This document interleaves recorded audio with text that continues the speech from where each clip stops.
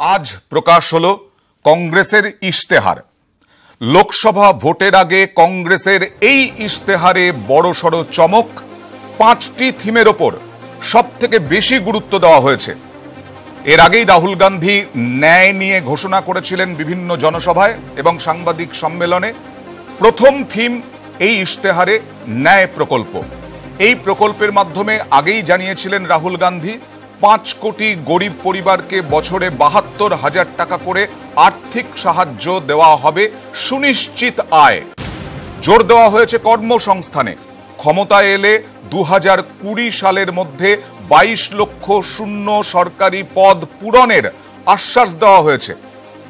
এছাড়াও কৃষকদের জন্য এই প্রথম প্রতিশ্রুতি দেওয়া হয়েছে, কৃষকদের জন্য পৃথক বাজেট করা হবে।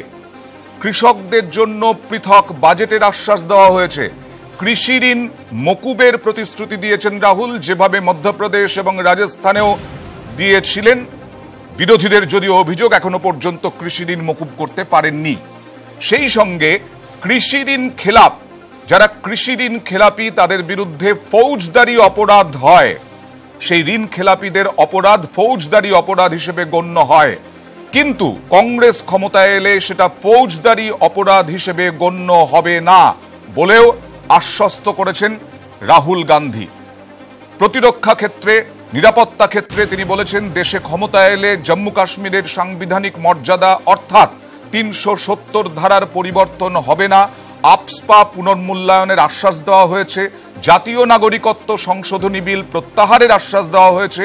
যে জাতীয় নাগরিকত্ব সংশোধনী বিল নিয়ে গত কয়েক মাস ধরে উত্তর পূর্ব ভারত জ্বলছে, সেই নাগরিকত্ব সংশোধনী বিল আনা হবে না, প্রত্যাহার হবে।